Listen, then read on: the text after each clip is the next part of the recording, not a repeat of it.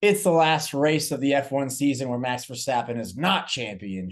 We are racing in Qatar for episode 121 of the Eaton Asphalt podcast.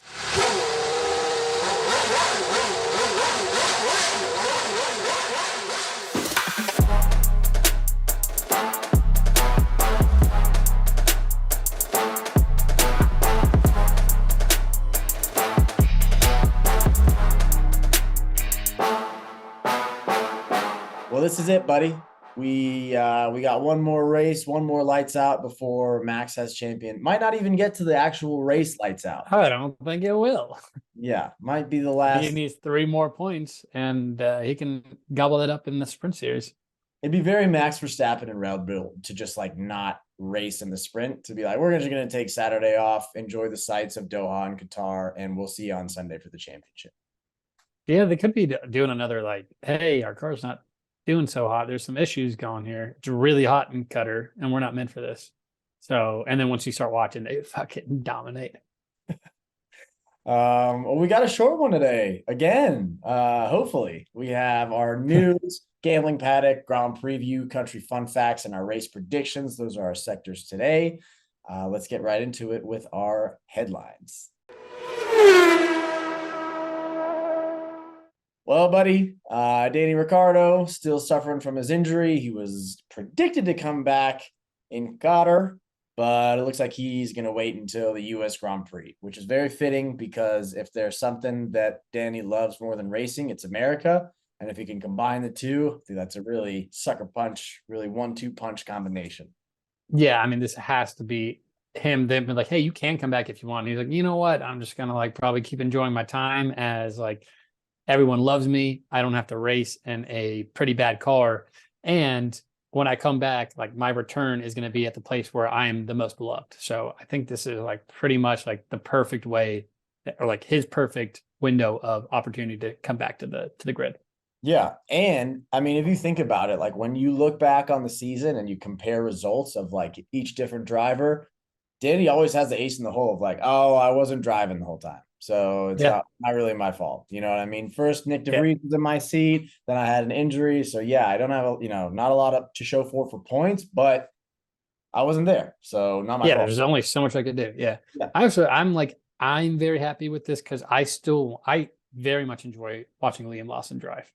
So I'm glad that we get to kid him for a couple more weeks. Like we have him until we don't, which looks like as of right now, we're not going to have him for the rest of the season after Danny comes back, and then not have him for 2024, barring any major surprises. So I would like to keep him like surpassing expectations and surprising people. So I'm not too sad about it, actually.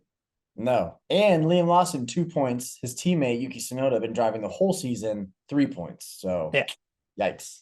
Yeah. All right, moving on to Apple. Apple in the news here, making a massive bid for F1 streaming rights. The rumor is to be streaming rights of $2 billion a year for exclusive streaming rights, doubling the current global TV rights revenue for Formula One. This is kind of a play they did similar to MLS. I think this has done very well for them from what I've seen. And F1 just being kind of a very massive sport, growing in a ton of like interest, especially for the US, like we always say. I think this is kind of a no-brainer for them. Surprising that they're just going to say, fuck it. Like we're going to present you an offer that you literally cannot refuse, and go for them. I think it is going to be 25, 26 would be the year. It'd be for like 10 years. So maybe kind of like the Patrick Mahomes where, hey, we're going to probably be paying much more on it the first half, and the second half is going to come back to be a pretty good deal for us. So I like it all around. Yeah.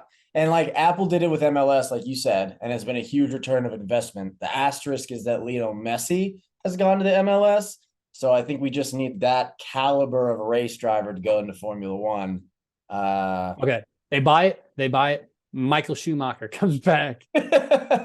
Dude, that would be the most watched sport in the history of all world. We could ask. We could see if he's available. I mean, dude, I think they might be up to something. Those Drive to Survive guy probably like throwing out ideas to them too. They're working together, Netflix and Apple. He's in like a Stephen Hawking type of like race car where he just controls it with like his. Dude, I'm thinking like very much South Park, where they just have like the boosters on the wheelchairs and just start flying through. We're going to hell. Whatever. Andretti Formula Racing Cadillac are the only application to get FIA approval. So now we're just waiting on final approval for the F1 teams. Seems like the old Andrettis are making a comeback to Formula One, Marco. Yeah, I was looking into this. It seems like there's still that one big hoop to cross. There's always been speculation and teams having problems. The buy-in, basically, for teams that don't know, a new team comes in, they have to pay $200 million just right up front for the other team, saying like, "Hey, this is kind of the money that we're going to make up for potentially losing some like winnings money, some like marketing money, things like that. Here's kind of our pay it forward." With how the valuation of teams currently and kind of the growing, a lot of teams are like, hey, this needs to be 600 million. So I'm curious to see, and just with like how hard it's been for Andretti to even get past FIA and how many teams kind of, it seems like they have a problem with him. I don't know. I have no idea if this is going to work. I would love to see. I mean, more cars on the grid, the better for me. I don't think they said they haven't had a 22 cars on the grid since 2006 when Haas joined. So, I like it, but I just don't know if the other teams are willing to budge. So Yeah. I'm guessing $20 million for each team right now is like, oh, that's okay. We appreciate it. Especially the top teams are going to be like, not worth it. Bottom teams, Haas, all those teams are like, fucking bring them in. So we'll take 20 million right now. Yeah, Williams is like $20 million. That's basically just Logan Sargent's like crash fees, basically just like Yeah, exactly. Yeah. crashes. Yeah. Haas is like, oh, this is our budget for next year. Actually, this is great. It's incredible. Gene is just having the best time of his life right now. All right.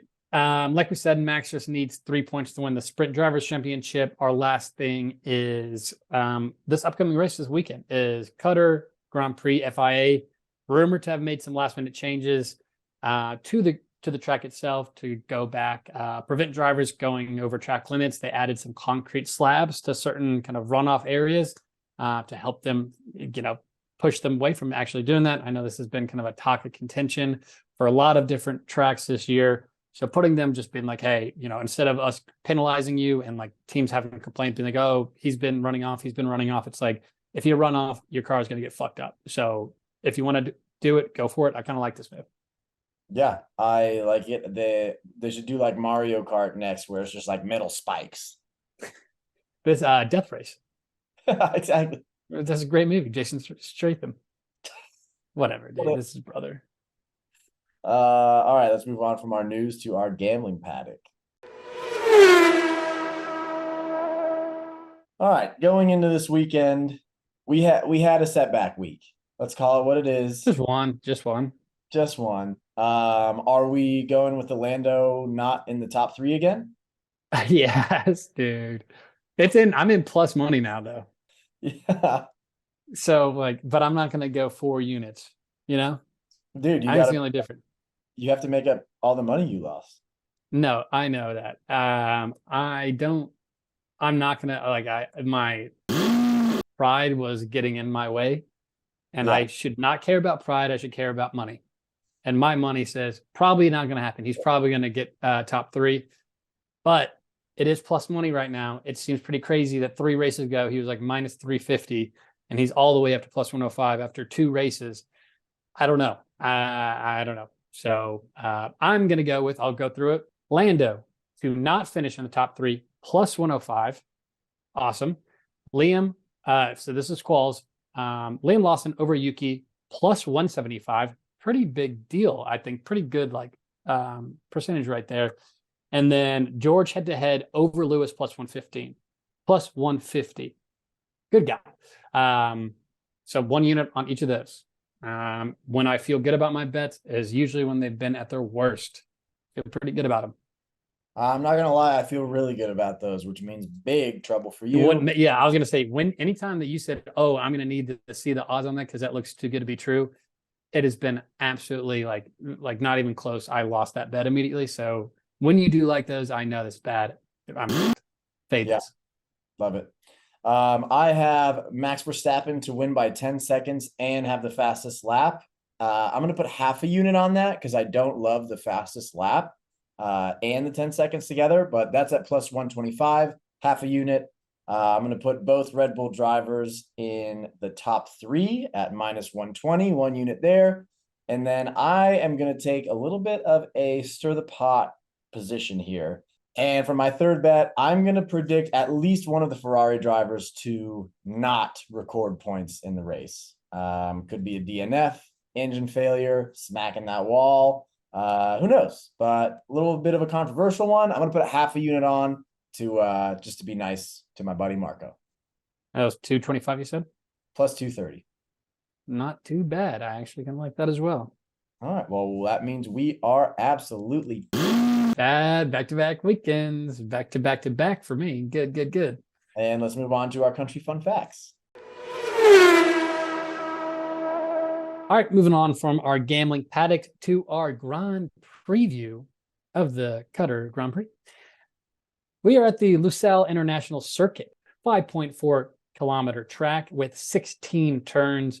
The first event at this track was 2004, but F1 only started racing here in 2021. The only reason that they got it as well is because some COVID issues. They basically needed a fill-in for a canceled track elsewhere. They said, hey, we'll do it. 2022, they didn't want to cause any issues. So there was no race in 2022, cause any issues from the World Cup and building all that stuff. So we're back in 2023. And because I think they probably were like, hey, we'll help out. We'll let you guys drive a race. They'll say, thanks a lot. They signed a 10-year deal from 2023 onward. So we've had one race at this track, and F1 says, get 10-year deal for you guys. Thanks so much. Don't know how that'll pay out. I think it's a little interesting, to be honest. But about the track is pretty much designed primarily for motorcycle racing. It is a very fast and flowing track, made up of medium and high speed corners with a long over 1 kilometer long of the track made up of the main straight. So main straight just makes up a good portion of it. Should have a lot of overtaking opportunities here, as well as kind of those fast corners, fast and medium corners. Like I said, only raced here in 2021. They did not race in 2022. Like I said, Lewis is the only race winner in the Qatar Grand Prix. If you look at this circuit, we're going to actually post these pictures of it. It kind of looks like, if you remember Ditto from Pokemon, looks like him. He's just kind of like hanging out there, kind of waving his arms in the air, and a flat bottom. So I think this is what I saw, and I was like, hey, I know that guy. Let us know what you think. Weather, it's going to be hot as Friday, 102 and cloudy. Saturday, 101 and cloudy. Sunday, 101 and sunny. Shockingly enough, not a lot of rain today or this weekend. Bummer. So that does it for our Grand Preview. Moving on to our country fun facts. Country fun facts for Qatar or Qatar. Marco, go ahead. All right. Qatar is the wealthiest country in the world. Not surprised there at all. It is also the safest. That I don't know about that. I've seen this now on 2 sites saying this is the safest country in the world. Please explain to me that. I do remember not too long ago, like within the same year, that they did host a World Cup. A little problems making a lot of those soccer stadiums, a lot of deaths. I don't know if that's safe, and I don't think those guys were actually like had the choice to be like, hey, I want to build these soccer stadiums. It was like, hey, you have to, or you're in big trouble. And some of those did get in big trouble. They died. So I don't know about this one. I don't understand how that, like, what is considered the safest. I actually have the answer to that because I saw the sites that you're talking about. The little asterisk that you might not have read was there's a 0.1% chance for an earthquake. So they're the safest from earthquakes. Is that what they're saying? Is that how they're getting around it? Oh my God, dude. That's right crazy. Visit Qatar.com. They're like the safest in the world. You do not have to worry about earthquakes. Oh, dude. I mean, I think the US is the safest in the world from not getting sinking sand. I don't know that. I don't know that. It's probably up there. Canada is probably number 1. One might be number 2. So that's 2. I'm going to just throw out a couple more. No trees or forests in the entire country. There's 1 of 4 countries that don't have forests. Super cheap gas. This is kind of like getting chocolate outside of the Willy Wonka factory. You know, it's probably like, hey, we're just spitting it out right here. It's not going to be the craziest thing to buy. Makes a lot of sense. 99% of the population live in the capital, Doha. Nice. Very fun. My fun facts are going to be that the average elevation is just 28 meters, making it the second flattest country in the world behind the Maldives. Their airport is home to a 100-meter long buffet. So the buffet, the length of a football field, the longer. And, Taylor Swift's been in the news a lot, dating the Kelsey brothers and all that, both of them. They did them both? Holy Dating cow. both. Yeah, you heard it He's here married. but Qatar has their own Taylor Swift. You know that? Aisha No. Aziani. Continue. Back that up. She sang the World Cup song for Qatar, and she has like 2 songs that are over like 100 million views on YouTube. Taylor Swift. This is the website, correct? That spouted this out? Yeah. Okay. Like Qatar based? Yeah. Qatar.org. We have a bid for the most popular person in the world. Anyway, there's our country fun facts. All right, going into the weekend, Marco with a pretty commanding lead over me right now. 31 predictions correct to my 19 on the season. Marco, your turn. Go ahead first. I dare you. I dare you, dude. You're in trouble. All right. I'm gonna go. I forgot to put a wild card prediction. Whoopsies, but I'm gonna come up with it on the fly. So I'm gonna go with Crasher DNF Stroll. He loves DNFing. This is his favorite thing in the world. So he's gonna DNF. Winner Lando, first time ever. First time ever. You're welcome. Last place, Kevin Magnussen, driver of the day, Max Verstappen, because most likely he will be winning the Drivers' Championship. Douche of the day, Lance Stroll. Wildcard prediction, neither Red Bull are on the podium. Whoa. Neither. Wild boy. All right. And fastest lap, Carlos Sainz. He's been doing pretty well. Pole, Charles Leclerc. He's been doing pretty well. How many cars don't finish 3? I love it, which means you're in trouble. My crash or DNF is actually going to be Lando Norris, so he's either going to win or crash for us to get that right. Winner Max Verstappen, last place Valtteri Bottas, driver of the day Charles Leclerc for holding off Max Verstappen and not letting him get 3 points in the sprint or the race. Wow. Awesome. Joke on you. Yeah. Hot takes over here. Yuki P9 or better is my wildcard prediction. Fastest lap, Max Verstappen, pole Max Verstappen, and 2 cars don't finish this race. Do you think we should say like Yuki better than P9? No, better than P10 would be P9 or better. Yeah, no, don't you think we should, as a wild card prediction, say better than P9? What are your thoughts? Nope, he has not scored higher than P10. Best race of the season. Yuki, best race of the season. Wild. All right. Fair enough. I'm not sure how I'm going to get around that, but that seems pretty not wild. Kind of goes away from the wild card prediction, aren't we saying, huh? Mine, no Red Bulls on the podium. That's crazy. That's nuts. I mean, all right. Well, that does it for our race predictions. Looking forward to the race this weekend. Obviously something to cheer for if you're a Red Bull fan. For the rest of us, something to cheer for to be done with holding over these records and these championships. We're just going to be, after this weekend, just racing for fun. And I'm very excited for that. So outside of that, see you assholes. See you assholes.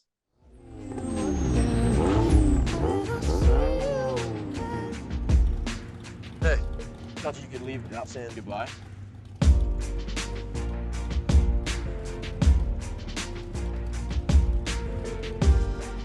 I used to say I lived my life a quarter mile at a time.